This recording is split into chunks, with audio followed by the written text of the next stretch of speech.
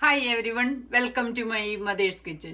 ഇന്ന് ഞാൻ ഒരു മിക്സ്ഡ് വെജിറ്റബിൾ കറിയാണ് ഉണ്ടാക്കുന്നത്.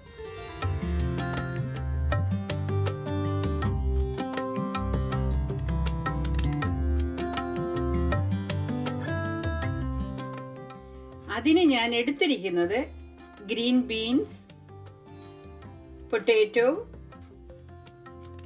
ക്യാരറ്റ്, ഗ്രീൻ പീസ്, കാഷ്യൂസ്, പിന്നെ കോളിഫ്ലവർ. ഇനി ഞാൻ കറി ഉണ്ടാക്കാൻ തുടങ്ങുകയാണ്.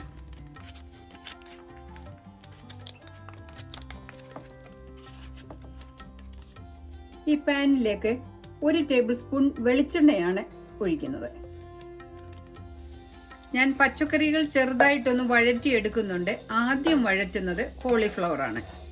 മറ്റു പച്ചക്കറികൾ വഴറ്റുന്ന കൂട്ടത്തിൽ ഇത് വഴറ്റാഞ്ഞത്, ഇത് ഞാൻ പച്ചക്കറി ഒരുമാതിരി വെന്തതിന് ശേഷം മാത്രമേ ഇത് കോളിഫ്ലവർ ചേർക്കുന്നുള്ളൂ. കാരണം കോളിഫ്ലവർ പെട്ടെന്ന് വെന്തലിഞ്ഞു പോകും. അതുപോലെ ഈ പച്ചക്കറികളൊന്ന് വഴറ്റി വേവിക്കുന്നത് കൊണ്ട് കറിക്ക് നല്ല രുചിയുണ്ടായിരിക്കും. ഒരുപാട് എണ്ണയിൽ വഴറ്റേണ്ട ആവശ്യമില്ല, ചെറുതായിട്ടൊന്ന് വഴറ്റിയാൽ മതി. കോളിഫ്ലവർ 3-4 മിനിറ്റ് ഞാൻ വഴറ്റി. ഇനി ഞാനിതൊരു പാത്രത്തിലേക്ക് മാറ്റുകയാണ്. ഇനിയും ബാക്കിയുള്ള പച്ചക്കറികളും കൂടെ വഴറ്റിയെടുക്കുകയാണ്. ഇത് 1 കപ്പ് ക്യാരറ്റ് അരിഞ്ഞത്, 1.5 കപ്പ് പൊട്ടാറ്റോ. ഇത് യൂക്കോൺ ഗോൾഡൻ പൊട്ടാറ്റോയാണ്. ഇത് ചേർക്കുന്നത് വളരെ നല്ലതാണ്.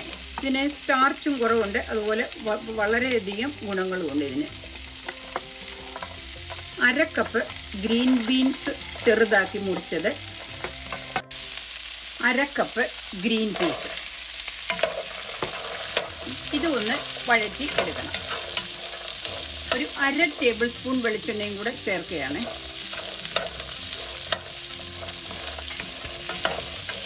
ഈ പച്ചക്കറികൾ 3-4 മിനിറ്റ് ഞാൻ വഴറ്റി. ഇനി ഇത് ഞാൻ കറി വെക്കാനുള്ള പാത്രത്തിലേക്ക് മാറ്റുകയാണ്. ഇനി ഇതിലേക്ക് ഞാൻ 1.5 കപ്പ് വെള്ളം എടുത്തിട്ടുണ്ട്. ഇത് നെകക്ക കിടക്കത്ത വിധത്തിലുള്ള വെള്ളം വേണം. ഇത് ചൂട് വെള്ളമാണിത്.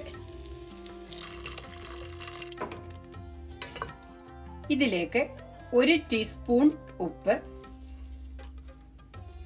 1/2 ടീസ്പൂൺ മഞ്ഞൾപ്പൊടി, 2 തണ്ട് കറിവേപ്പിലയും കൂടി ഇട്ടാണ് വേവിക്കുന്നത്. ഇത് നന്നായിട്ട് ഇളക്കി മൂടി വെച്ച് വേവിക്കണം. ഒരു 5-8 മിനിറ്റ് ഇത് സ്റ്റൗവിലിരുന്നു. എല്ലാം ഒരുമാതിരി 3/4 ഭാഗത്തോളം വെന്തിട്ടുണ്ട്. ഇനിയും ഞാൻ ഇതിലേക്ക് കോളിഫ്ലവർ ചേർക്കുകയാണ്.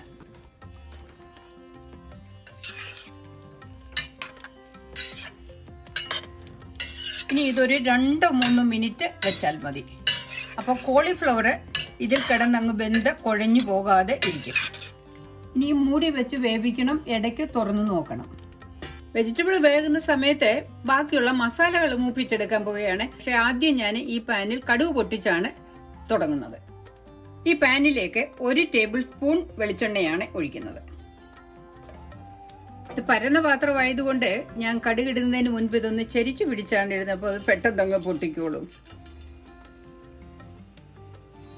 ഇതില് 1 ഉണക്കമുളക് മുറിച്ചിടുന്നുണ്ട്, സ്വല്പം കറിവേപ്പിലയും. ഇനി ഇതിലേക്ക് ഞാൻ സബോളയാണ് ചേർക്കുന്നത്. ഇത് 2 മീഡിയം സൈസിലുള്ള വെള്ള സബോള ചെറുതായിട്ട് ആണ്, കനം കുറച്ച് തീരെ ചെറുതായിട്ടാണ് അരച്ചിരിക്കുന്നത്. അതിൻ്റെ കാരണം ഇത് ഞാൻ അരച്ചെടുക്കുന്നതിന് പകരം ഈ അരപ്പ് ഇത് മൂപ്പിക്കുമ്പോൾ നന്നായിട്ടങ്ങ് അലിഞ്ഞ് വന്നോളും. ഈ സബോളയിലേക്ക് 1/2 ടീസ്പൂൺ മഞ്ഞൾപ്പൊടി, 1 ടേബിൾ സ്പൂൺ ഇഞ്ചി ചെറുതായിട്ട് മിക്സ് ചെയ്തെടുത്തത്, 1.5 ടീസ്പൂൺ വെളുത്തുള്ളി, അത് 2 വലിയ വെളുത്തുള്ളിയുണ്ട്, അത് ചെറുതായിട്ട് മിക്സ് ചെയ്തത്, 2 എരിവുള്ള പച്ചമുളക് 2ആയിട്ട് മുറിച്ച് പിളർന്നത്. ഇത്രയിട്ട് നന്നായിട്ട് വഴറ്റണം. കോളിഫ്ലവർ വെന്തോന്ന് നോക്കട്ടെ. ഇത് നന്നായിട്ട് വെന്തിട്ടുണ്ട്.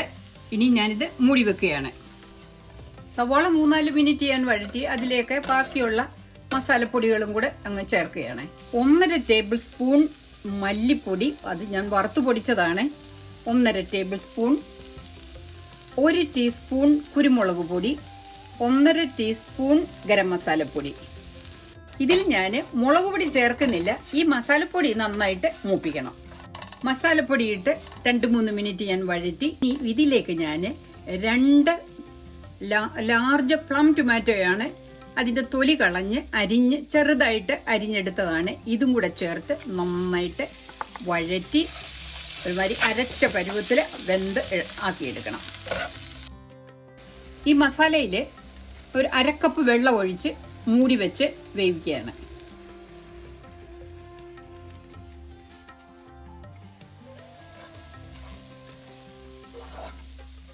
ടൊമാറ്റോ നന്നായിട്ട് വെന്തലിഞ്ഞ് ചേർന്നിട്ടുണ്ട്.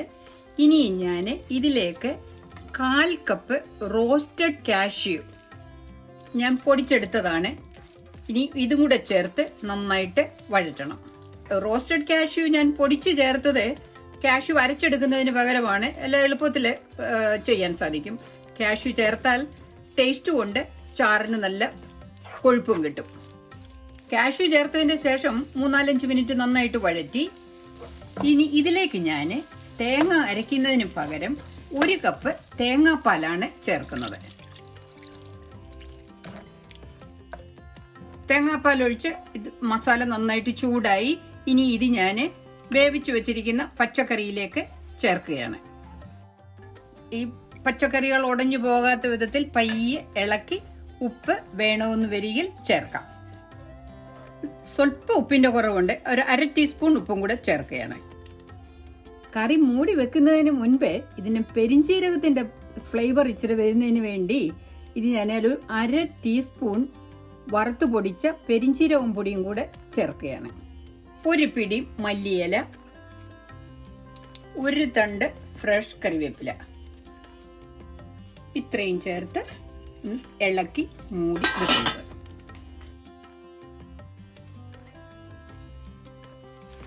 പെരിഞ്ചീരകവും പൊടിയും മല്ലിയിലയും കറിവേപ്പിലയും ഇതിൽ ചേർത്തിരിക്കുന്നത് കൊണ്ട് ഈ കറിയുടെ രുചിയും മണവും ഒന്നും പറയണ്ട.